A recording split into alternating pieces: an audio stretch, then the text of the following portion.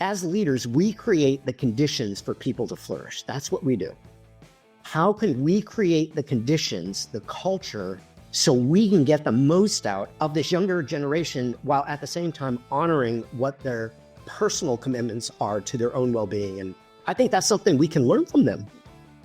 The workplace as we've known it is changing fast, and the arrival of Generation Z, including those born between 1997 and 2013, is certainly making waves, but not without some turbulence.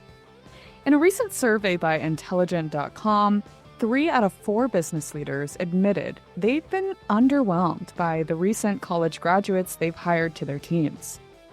Issues like lack of motivation, difficulty managing workloads, and an aversion to constructive feedback are leaving business leaders frustrated, with many rethinking how or if they'll even continue hiring recent graduates in 2025. But there's much, much more to this story. While companies are grappling with unmet expectations, there is a ton of data out there about how a more people-centric approach can work wonders for developing and retaining top talent. Take this statistic from the Society for Human Resources Management. Employees who feel aligned and supported in their first 90 days of a new job are 10 times more likely to stay. That is a game changer in today's competitive job market, in which finding and keeping top talent may be harder than ever. These are statistics shared by Dr. Frank Niles, a business psychologist and principal of business transformation and leader development at BSM Partners. And today, he's joining us as we dive into one of the most pressing topics for businesses across industries: talent recruitment and retention. And this really touches everyone.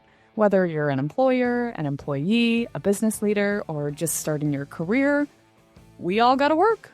So why not use the knowledge we have available to us to improve the way we work, the way we lead, and the way we live in harmony? Welcome to Barking Mad, a podcast by BSM Partners. I'm your host, Jordan Tyler. So Frank, super thrilled to have you here today to talk through a topic I know is near and dear to you, but also about the really interesting experiences you've had throughout your life leading up to this moment. So just to start off, let's hear a little bit about your background, what you do at BSM Partners, and how that ties into the topic we're going to discuss today. Yeah. Thanks for having me on, Jordan. Always a pleasure. So I am the principal of the business transformation and leader development practice here at BSM Partners. So we do all things related to people and culture, helping clients develop not only their people, but also people strategies. We do a lot of work in the space of helping, certainly at the executive level, at the C-suite level, kind of culture transformation journeys. So whether it's an intact team, but oftentimes it's when a new team forms, or through M&A, merger and acquisition, a new executive leadership team forms, we support them on that integration journey. So my background, I have a doctorate in political psychology. And so I was a professor for, 15 or 18 years, was recruited to Walmart, where I led some large global initiatives, a lot of great experience there. And I've been with BSM 3 years, somewhere around there. So every day is different. It's never ending and good times, fun times, as you know, since you travel with me sometimes. Yeah, absolutely. I was just going to say, I've had the pleasure of kind of seeing you work in these areas firsthand. And it's really cool how you take your psychology expertise, your background there, and apply it practically with teams, based on what they really need to be focused on. So you have models that you can share for X and for Y and for Z. And I just think it's really cool how you tie it all together, but keep it all kind of rooted in psychology. We're psychological beings, right? We have a need to connect with ourselves and we have a need to connect with other people. And that's where sometimes the friction and the tension in the workplace comes in. So as a business psychologist, I help teams and leaders figure out how to navigate, different personalities, different goals, different motivations, and really help them build healthy, I think that's the foundation, healthy, high-performing collaborative teams. So super passionate about that, doing that work, and really excited to talk about one of the big challenges right now facing the pet industry, but other industries as well that kind of blend both retail as well as manufacturing. So, Yeah. And before we move on to the big topic at hand today, which is how to recruit and retain top talent, I wanted to get your take on something first. So we talk about culture in the workplace all the time, but what does culture really mean and how does it impact your talent strategy? yeah, that's a great question. And there's probably been no less than, 5,000 books written on that subject. A lot of ink has been bled on pages as well as typed. What is culture? A really simple explanation. You think about you're part of a family, you've gone to school. It's like the vibe there, right? One individual says, it's how we do things here. So one of the things that I like to really emphasize to clients is culture is really best thought of as a set of behaviors. So we have a purpose, we have a mission, and then we have to agree how we're going to work with each other. And so those become kind of implicit norms and expectations. Yeah, sure, we can put them on a wall, right? But that's where a lot of companies go wrong is they do a lot of work on the front end around, hey, what kind of culture do we want to have? What's most important to us? Create all kinds of fancy posters and everything, and then never talk about it anymore. And so culture really is best looked at through the lens of behaviors. How do I need to treat you so you can be maximally effective? How do we treat customers? What are the kind of the expectations that then become the norms of how we operate? Again, back to the how we do things around here. So again, I like the family analogy. Every family's got its own culture. Some are more loosey-goosey, others are more hierarchical, and there's pluses and minuses of both. So that's really what culture is about. And so when we talk about transforming culture, it's really about aligning on what direction are we going, and then what are the behaviors, the how that's going to enable us to get there. So goals may change, but culture should rarely change. We can tweak it if it gets out of alignment, but a well-established, healthy, customer-centric culture becomes a really profound competitive advantage. Sadly, a lot of smaller companies don't focus on the culture as much as they should. Yeah, well, and you're absolutely right. You have to live it, right? Not only have to develop it with intention, but you have to carry it out with intention every single day. And that's when it gets tricky, I would imagine, for smaller companies for sure. Yeah, a great example if I can share with you real quickly. So if you know anything about Walmart, their mission is to save people money so they can live better. So every decision that you make at Walmart is through the lens of how can we help customers save money so they can live better. One of the ways that you do that is by being very frugal in everything that you do, particularly in the home office. Judith McKenna, who used to be the president of Walmart International, says, we don't have the cash registers. It's the stores that have the cash registers. So we kind of are a cost center. So how does that inform what you do? When I moved from academics to Walmart, we took out our own trash. You didn't have other people take out you took out your trash so that we didn't have to pay for support folks like that. I had an admin that would literally rebend paper clips so they were functional again. That might be a little extreme, but I use that as an example that as Walmart is a culture-first organization, customers at the center of everything that you do. So every purchasing decision, every decision about how you show up at work is filtered through that lens. That's the power of culture. And arguably, as Fortune 1, it's worked pretty well for them. So how does that apply to finding, hiring, and retaining top talent? Like, what does the process of talent acquisition and retention look like? And why is it important specifically for the pet industry? Yeah, that's a super good question. And it's often not top of mind for clients or for brands, but it should be, because while we don't have a lot of specific data for the pet industry as a standalone industry, if we want to kind of benchmark against manufacturing in general, and then also retail, what we know is that in the manufacturing industry, there's about 40% annual turnover. Annual turnover.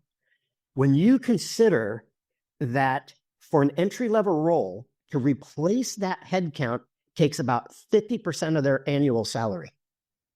Now you have a mid-level employee or a high-level employee, it can be up to 200% of their salary to go out and recruit, to interview, to compensate. So all of that. So it is incumbent upon organizations within the pet industry and the manufacturing space, I'm really focusing on right here, to really be attentive to building a culture that people want to work at and that people want to stay. Because there's a host of other issues. When talent leaves, what happens? You lose knowledge. It can also lead to declining morale among other employees who stay. Because the reality is, in a bad culture, the employees who leave tend to be your best employees because they have other options. And then you're stuck with not very high-performing employees, and that's just bad for your business. That is an alarming statistic.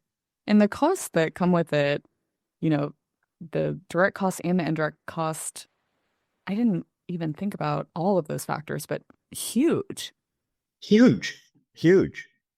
I mean, pulling people out of the business to do interviews, just paying, if you're using a third-party recruiter, there's just a lot of direct costs involved, but it's the indirect costs that really impact a business, the loss of top talent. I would imagine, too, that in manufacturing, downtime would be another loss. 100%, yes. Yeah, the downtime. A couple of years ago, we had a client in the manufacturing space, in the pet as well as human food space. And in one of their factories, they were almost pushing like 70% turnover. Big time problem. To your point, it would shut down lines. So we went in there and did a diagnostic and talked with employees, line managers, as well as executives. Well, lo and behold, as in many companies, if you're a really good individual contributor, what happens? You get promoted to be a boss. And then all of a sudden you find yourself leading people. Well, that's very different than leading a manufacturing process. And so what we identified very early on, that it wasn't because they weren't paying enough, they were. It wasn't because their employees are slackers, they weren't. It was that managers had no training on how to lead people. And, we know, and you probably know from your just personal experience, employees leave leaders, they don't leave companies. And so what we did is we created a leadership development program that was scaled out across all of their different facilities. And I coached some of the most senior leaders and substantially reduced employee turnover, all by investing in leadership development for frontline managers. Because that's where the culture is lived, right? You can talk about it. The CEO can talk about it. But if the frontline managers don't live it out, there's a big disconnect. And again, you will hemorrhage your most talented employees. Yeah, absolutely. So it sounds like there's a lot at risk, particularly for the manufacturing sector, when you think about all those added potential losses. That's right. Did you want to speak to the retail industry or the veterinary industry at all? I know that we've talked about doing a follow-on episode that's more vet focused. So I didn't know if we wanted to touch on that a little here or not. We can touch on a little bit. It has some really exciting work that we're starting to do in partnership in the vet space. So I don't want to give that away, but I'll give you some teasers. How about that? Perfect. Retail space, same thing. If you've ever worked in a retail space, whether it's a restaurant or whether it's a retail store, turnover tends to be very high. And so again, I don't always like going back to Walmart, but they're a really good shining example of this. Lowe's is as well. Lowe's has a very robust frontline manager program. Back to Walmart, they have what's now called a leadership academy, and it focuses exclusively on stores. We talk about micro versus macro culture. Every team, every organization has a micro culture. The goal is to ensure that that's aligned with the cultural expectations of the larger organization. So I think some of the larger retailers have really recognized this and put a lot of focus on front end employees. So a number of retailers provide like a college grant type program. They provide them with mentorship. So all these kinds of things that create kind of a stickiness between the organization and the employee. The vet space is truly unique and really facing difficult times. Recent research from Joe Hill in UK points out that we see similar trends here, is that veterinarians have 4 times the suicide rate as other caregivers and professionals. And it's not because they're naturally more inclined to suicide, it's that burnout is so high and the demands are so high on veterinarians, especially with the corporatization of veterinary practices, that there's going to be a real push to address well-being in the workplace. Again, we also see similar challenges, is that you get promoted to lead a veterinary practice and you don't have any manager training. They don't do that in vet schools. So, we're in conversation with the vet school right now about providing manager training to their vet students. The challenge is you're so focused on becoming a technically proficient doctor that, manager training is a bit like teaching, a toddler how to drive a car. It's a little premature, but it's not, because there's certain skills that you can learn that are going to benefit you even if you don't lead people. Like what? Self-care, self-awareness, mindfulness, self-compassion, communication skills, all those quote unquote soft skills that actually make or break. So we know that a lot of vet professionals are leaving the profession. I don't have the exact stats here, but it's quite alarming. And when that happens, you're losing talent, for our furry friends and scaly friends. Totally. Yeah. Really interesting points there. And I'm excited to chat later once you get some of these exciting things off the ground. But bringing things back to this question of recruiting and retaining top talent, what's at risk if a company doesn't prioritize this as part and parcel to their strategy? I feel like we touched on this a little bit already, but is there anything you would add to that point? Oh my Lord, huge. I mean, it's a bit like we'll use a boat analogy. You've got everybody in there rowing. You're going in one direction. And then all of a sudden, you get a new captain, you get a new somebody, and it creates discord in there. Those who are the strongest, the most capable, they don't want to be doing this. They want to be going in this direction. Those are the ones that jump ship. And all of a sudden, you're left with 1, 2, 3, 4, 10 fewer rowers. What is that going to do? It's going to stop the boat. And so it's critically important, even for small firms, even more for small firms, because they can't absorb losses as much as larger ones. And we see this in the startup space. Startups, particularly if they're investor funded, VC funded, it's like 5-year churn and burn, get it done. And so they tend not to invest a lot in their people. But even in a small startup, the churn, that's what we call it, churn, the turnover of talent can really impact its ability to go to market. And so, like I said before, direct costs are high. Rehiring top talent is really difficult. Direct costs are high, it costs a lot, but all those indirect costs impact on morale, customer satisfaction. Now, we'll say you don't have enough people to service customers, productivity loss. Now you don't have somebody, thinking back to, a vet practice. Now you don't have a vet tech or a nurse being able to draw blood and do all the things that they do. And now you're having to pick up the load as the veterinarian. So there's just a ton of different costs associated with that, the loss of talent. Sadly, so many companies don't focus a lot of attention on how do we keep our top talent, because they have a certain set of expectations that others don't have. And that's really the question, which I think we're going to go there. We are going to go there in just a little bit. First, I kind of want to bring it back and talk about some of the challenges. So we know the stakes are high, right? If you can't hire high-performing talent and if you can't keep them, then it's going to hurt your business. But what are some challenges that recruiters and companies might be facing in this space? Yeah. So the way I think of it is kind of like a bookend thing. You've got the exiting of very seasoned employees. The boomers are leaving, right? And then Gen X.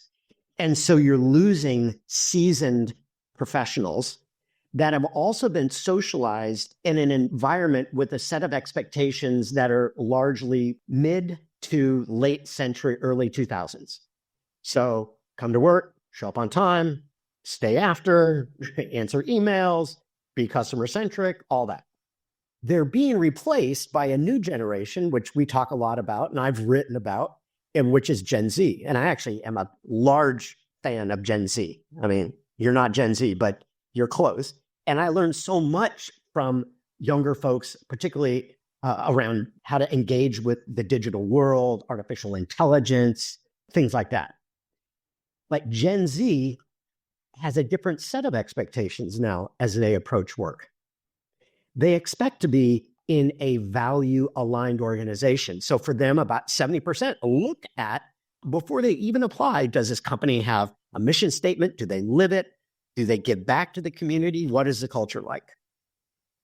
The other thing is that they value and they prioritize well-being and work-life balance. That causes a lot of existing business leaders a lot of consternation because, of course, they are going to call them lazy because they're not going to work the way that, those of us who are older would work in the past. And so adjusting to the new generations, one is their skill set, which is really substantial. And I mean, as digital natives, they can rapidly adapt to that. But they also have technology expectations that maybe older workers don't have, but also recognizing that work doesn't necessarily define their identity as much as work defined our identity. And, you often hear commentators talk, like the sky is falling. Every time a new generation goes into the workforce, there's going to be some friction between existing generations and new generations. It always works out. But I'm excited now because what's interesting, you have really two streams moving in the same direction. You have Gen Z entering into the workforce, but then you also have artificial intelligence entering the workforce. And so being able to leverage their skills, I had this conversation the other day with a college student, like electrical engineer, computer science, one of these super smart kids. And he's at a large public university. And he said, what we're learning in class right now is going to be obsolete in 3 years. We don't need to know how to code. What we need to know is how to write the most effective queries. And it was just like this mind-blowing moment. In that moment, I learned so much from a 21-year-old student. And it really inspires me to ask even better questions. That's really what it's going to be. So I'm just using that as an example, is that the future of work is going to look very different than currently how we work, both impacted by new talent, younger talent, as well as technology. Yeah, I love you bringing up technology because I think it's such a pioneering factor changing the way that we work. But I also appreciate you tying it back to the whole culture piece too, right? It's like we're all people at the end of the day. And the behaviors that we employ and expect at work might not look the same through each of our individual lenses, but we have to find a way to work through those differences in a way that honors us as people, but also drives the business strategy. I mean, I'm around, a lot of college-age people through kind of the outdoor activities that I'm in, and I am blown away by how smart and how driven they are. The way that they approach work is just different. So I like to think of it in terms of, as leaders, we create the conditions for people to flourish. That's what we do. How can we create the conditions, the culture, so we can get the most out of this younger generation while at the same time honoring what their personal commitments are to their own well-being? And I think that's something we can learn from them. All of this work on burnout is driven by a lack of boundaries that we have with work, because those of us in our middle age, we were taught that that's the way that you get ahead. We now know that there might be other ways you can get ahead in a way that drives results, but also doesn't drive us into an early grave. That's a really good way to put it. So we've talked about the challenges employers are facing with talent acquisition and retention. Let's move on now to approaches they can take or strategies they can use to find the talent they need. And then we'll circle back and talk about how to retain that talent as well. Yeah. So finding talent is quintessentially the hardest thing, right? That's the reason why job fairs are really important. That's the reason why LinkedIn is very important for smaller firms considering using a recruiter. I mean, you'll have to look at the ROI on it, but they're really tapped into networks. And so as BSM partners in the pet industry, we kind of use a combination, right? For more entry-level roles, we'll often use a recruiter. For more seasoned level, higher level roles, we'll engage our networks as leaders in the firm because we know folks, we know people. So from a recruiting perspective, it needs to begin even before the outreach, meaning that really getting crystal clear on what is the profile that you need. And a lot of companies kind of shirk on that because it takes time. And we all know that, hey, we're going to hire Susie, but in a year, Susie might be doing something different than what she was hired for. And so identifying a profile, knowing that it could change, but then also really recruiting and hiring around those behaviors. Is the person going to be a good culture fit? Because you can have the smartest person, but that they don't fit with the culture, then again, they're going to be rowing one direction and you're wanting to row the other direction. And so in our work that we do, lack of culture fit probably has the greatest impact on employee performance and employee longevity. Because you could learn on the job, but if you're not resilient, if you're not caring, if you're not aligned with what the cultural expectations are of the company, then you're not going to be a good fit. Right. So you need to consider the, technical qualifications and 100%. the hard skills for sure, but don't overlook the soft skills. The soft skills, is kind of the what and the how. And the soft skills are the thing that make or break an employee. I mean, assuming that they're up to the test, even do the work, but it's the soft skills. It's the ability to bounce back from failure, making a mistake, having the intellectual and emotional agility needed to operate in a very fluid environment, the ability to stick with something until the very end, the ability to put yourself in somebody else's shoes, to have empathy, to understand that we look at the world through our own individual lenses, to be deeply curious, a learner. All of those kinds of things is what certainly we here at BSM, that's how we hire, but the very best companies hire that way as well. We spend a lot of time developing competency models for clients and kind of behavioral, in a sense, profiles of what the ideal employee would look like. And then we assess it beforehand. That's interesting. And as we're talking about this, there are so many factors that much is clear that go into talent recruitment and retention already. But then you add in the factor of specifically the pet industry, but also a variety of other industries with the introduction of technology and AI, like you mentioned earlier. We're seeing a lot of industries today rapidly accelerating, right? The pet industry is constantly evolving. There's new products and innovations coming out all the time, sometimes even before the research is there to support it. So just making sure you can be agile and adaptable and set that foundation of culture really strong in the beginning, I can see how that would really go a long way for a business in this kind of environment. That's a good point. And then the question becomes, how do you propagate it? How do you keep that culture going? And knowing that there is going to inevitably be some turnover and all that, how do you keep it going? You keep it going by having a consistent tone at the top, 100%. If the C-suite is not aligned on what the behaviors are, then everybody's going to be getting weird messages, right? And they're going to go off and do their own thing.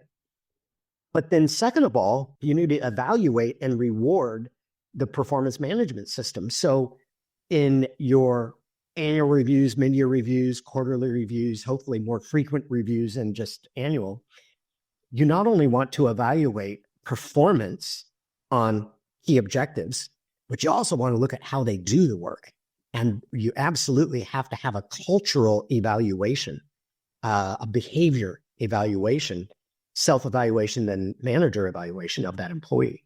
Because again, they might be a really talented, technically proficient individual, but if nobody wants to work with them, they become a liability. Oh, yeah, absolutely. Mm-hmm. Really great insights there on some actionable strategies. Do you have any other advice for companies that are looking to improve their efforts around talent acquisition and retention? Yeah, there's a few things. And again, looking at it through the lens of Gen Z to a certain extent, because in my judgment, Gen Z isn't as unique as sometimes we make it out to be. They just amplify what many of us really want. Mm. I think society as a whole is moving in a direction. Gen Z is a reflection of how we are evolving as a society. And I'm for better or worse, I'll leave that up to the listener. I tend to think it's for the better. With COVID, we're now regularly talking about well-being and mental health and work-life integration, which is a better phrase than work-life balance, because you can't balance everything. It's about how do we integrate our personal lives with our professional lives. We used to not talk about that sort of stuff. Right now, we're talking about it all the time. And so how do you recruit and retain? Prospective employees are looking for markers for these things. They want to know, how do you treat your employees, right? If we sign up and come into your company, how are you going to treat me? Obviously, fair compensation. Let's just assume that you're paying fair compensation. So setting that aside, which again is a big assumption, but let's assume that you're paying a fair wage, above a fair wage. That's the place to compete.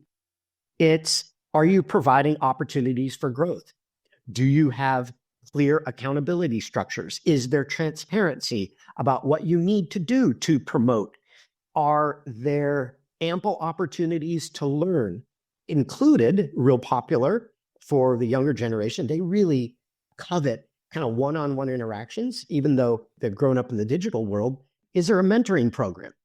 Are there all of these sorts of things that you can operationalize that, yes, they require some investment, but not ongoing salary investment, right? And so, human beings, I've talked about this before, human beings have, kind of three fundamental needs.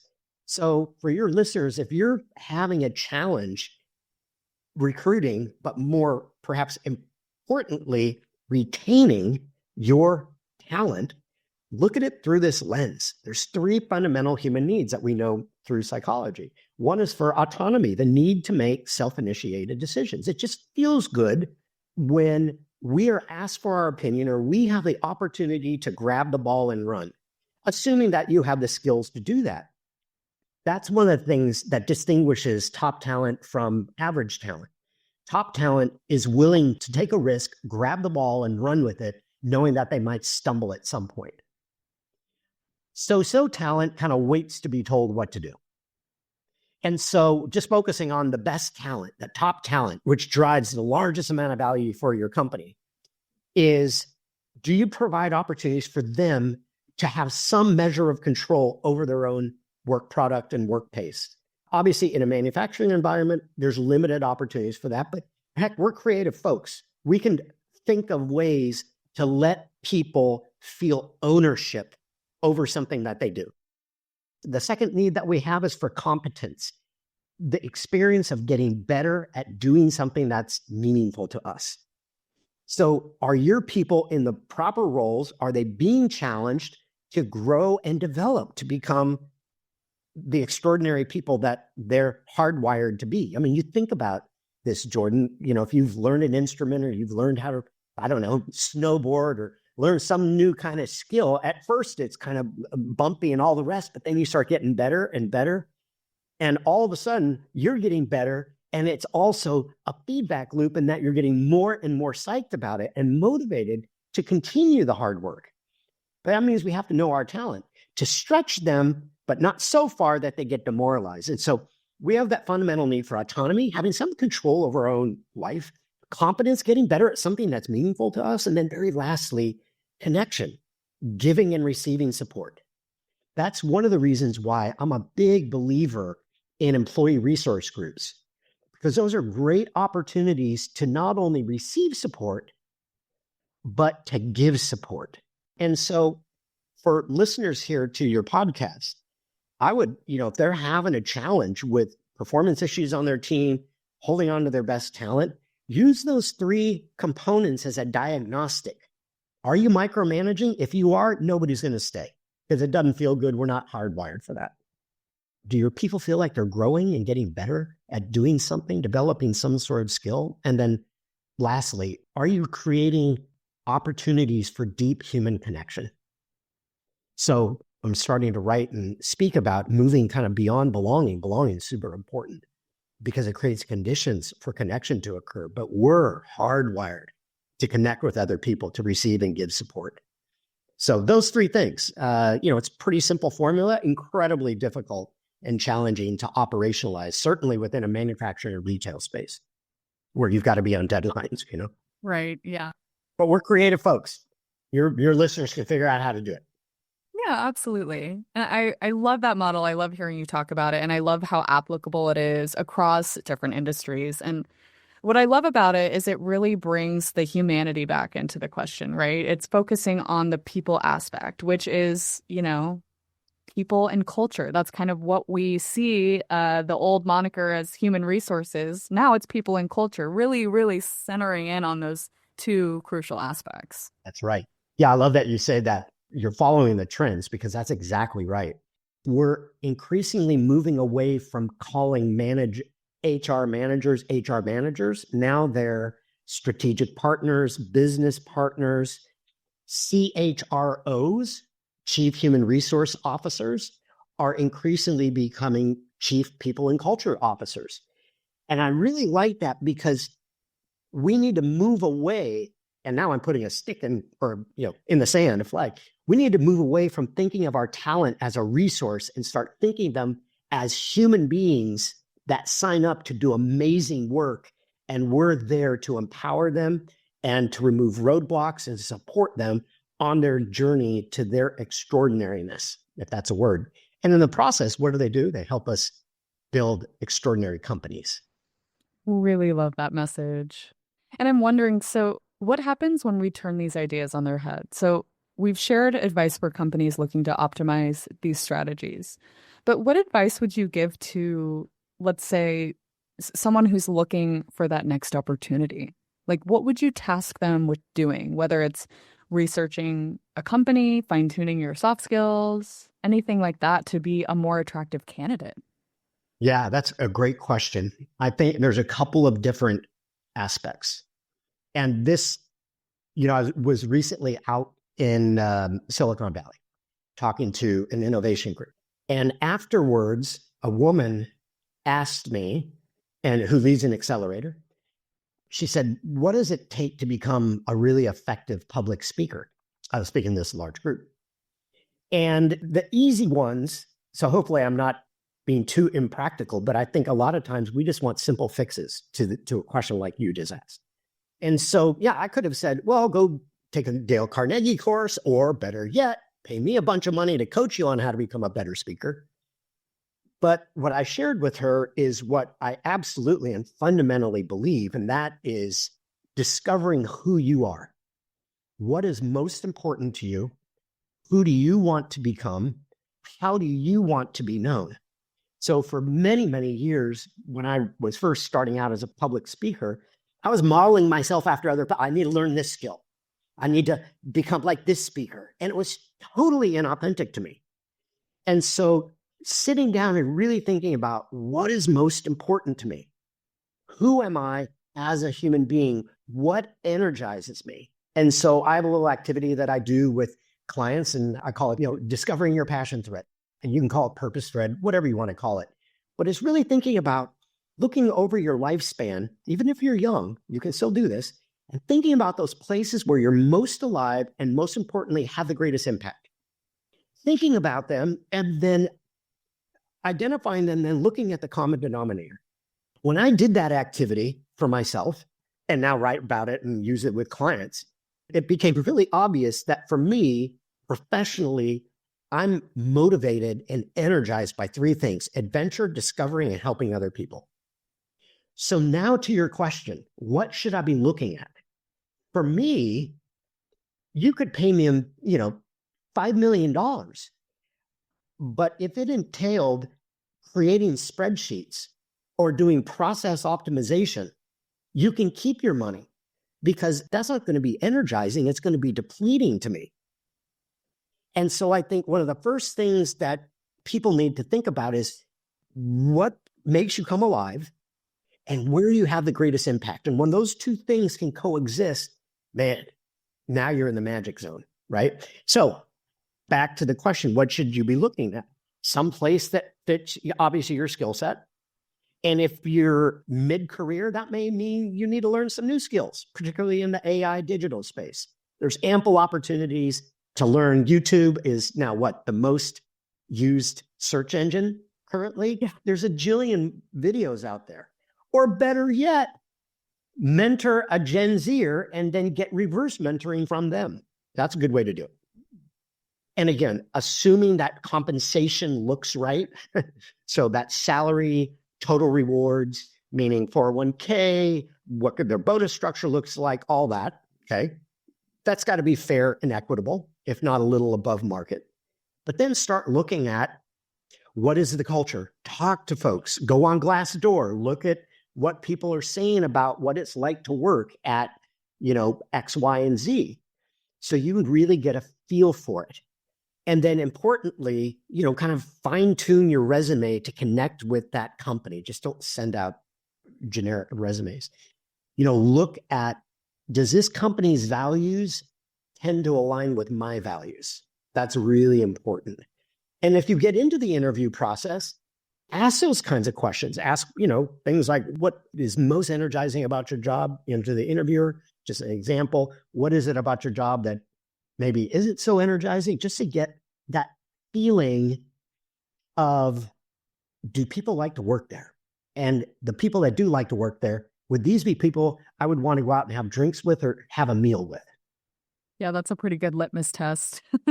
It is a good litmus test.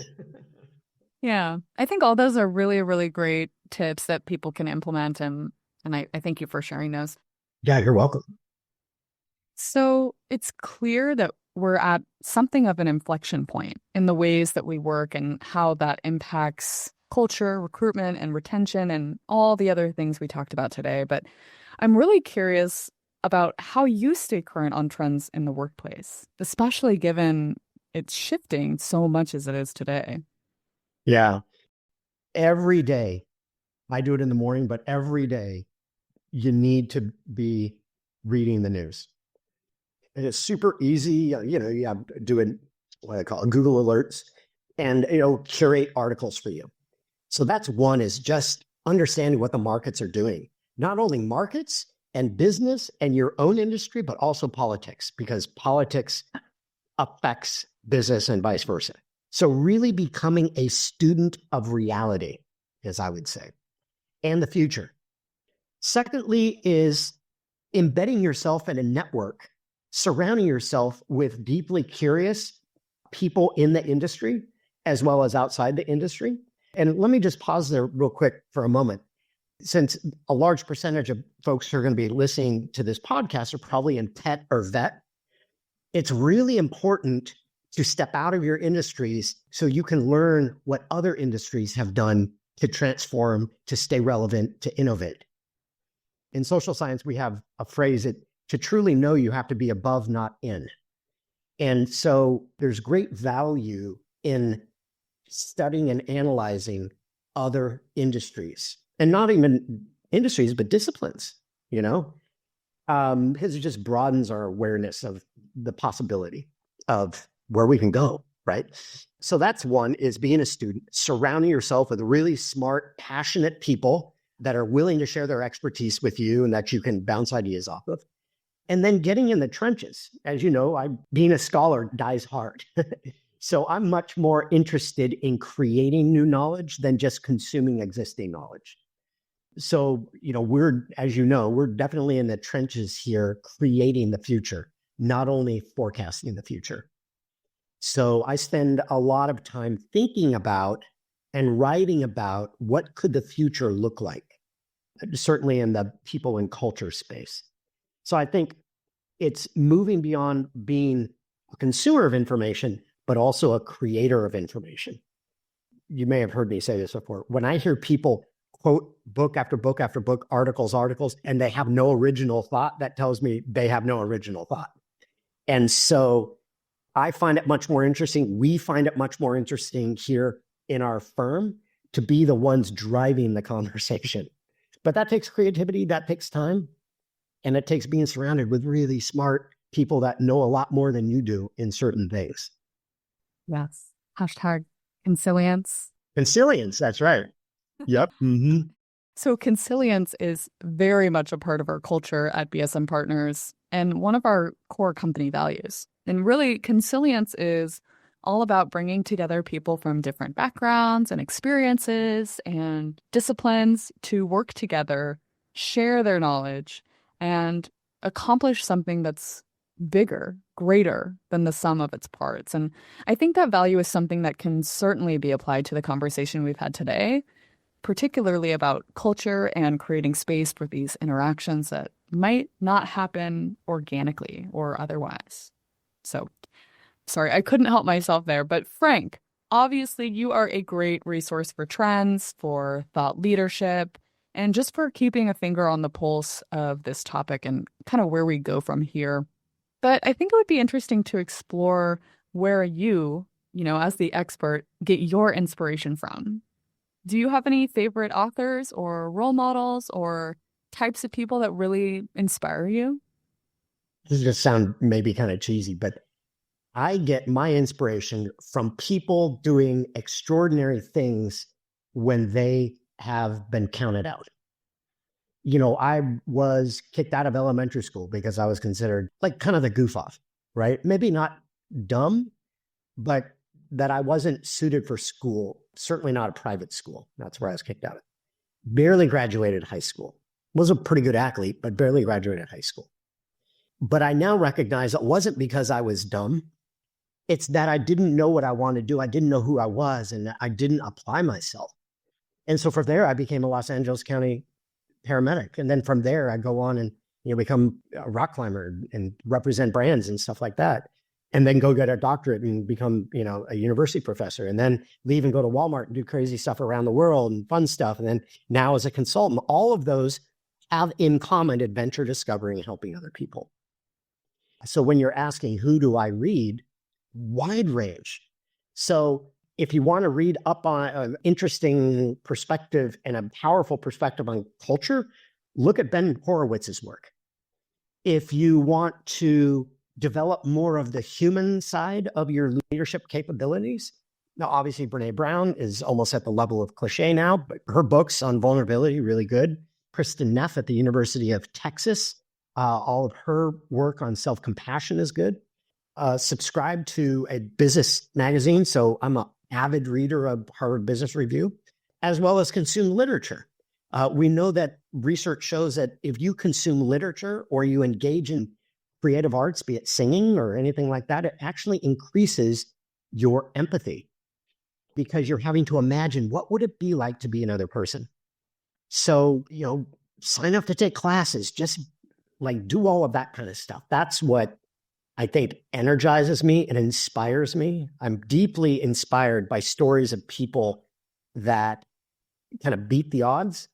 And when others said, "Yo, you're not going to amount to anything," and then they amount to something, and they stay humble and kind. That's pretty inspiring to me. Yeah, that would be a cool kind of series to have you sit down with some of these people that you've kind of, watched overcome great obstacles. And I think that'd be a great one. Make it happen, Jordan. well, it's on the record now, so we have to do it. I think that'd be a great one. Yeah. We have clients and you hear their personal stories of, being treated as a less than and ending up going on to becoming CEOs and CHROs and, they beat the odds. But every single one of them that kind of beat the odd, it was because other people believed in them and they were in their corner. Yeah, that is inspiring. So as we kind of wrap up today, we could probably talk about this all day, but what do you think we missed? Do you have any final thoughts or messages that you'd like to share with our listeners? Yeah, no, I love to visit and talk about people and culture, because that really is what moves a company forward. You can not even use the old tired phrase, but culture eats strategy. You can have the best strategy, you can have the best product, but if you have kind of not a very effective culture to support what you're creating, you're not going to be successful as a company. Yeah, it's cannibalizing. It is. It is. Yep. Super interesting. Well, thank you so much for your time. This was a really great conversation. And I think our listeners, be it industry professionals, I think it's going to be interesting for pet parents as well, just because, most pet parents are in the workforce as well. So, yeah, absolutely. Yeah. I mean, that's kind of cool about this conversation is it applies to our lives because, as you said at the very beginning, bringing it back in the human element, it's because we're all stinking humans who have strengths, have anxieties, have weirdness about us, have worries. I mean, welcome to the human race. But somehow we're just all getting through and having a grand time doing it and creating amazing products.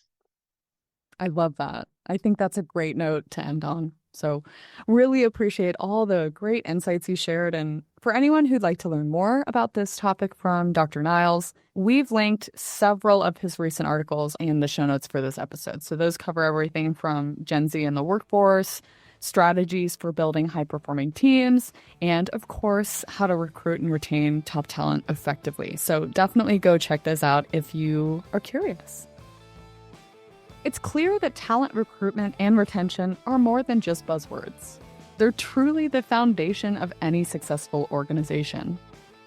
Dr. Frank Niles has given us much to think about, including invaluable insights on how culture, leadership, and a focus on the human element can create workplaces that not only attract top talent, but inspire and retain them. From understanding the business risks of high turnover to the unique expectations of Gen Z in the workplace, we hope these practical strategies can empower businesses to thrive in today's competitive landscape. Dr. Niles' emphasis on aligning culture with behaviors and fostering spaces where we can feed our need for autonomy, competence, and connection serves as a roadmap for leaders looking to build high-performing teams. And his advice reminds us that while businesses are fueled by strategy and innovation, it really is the people behind the scenes who make success possible.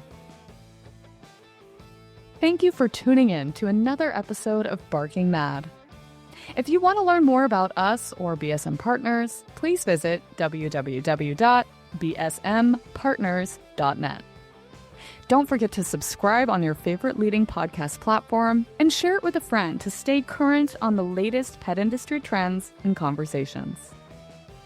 I'd like to thank Dr. Frank Niles one last time for joining us today, as well as the dedicated team behind this podcast: Adamiette Thomas, Neely Bowden, Kate Wright, Katie Wolf, and Dr. Katie Miller. An extra thank you to Leanne Haggerty and Michael Johnson in support of this episode. Thanks for tuning in, and see you next time.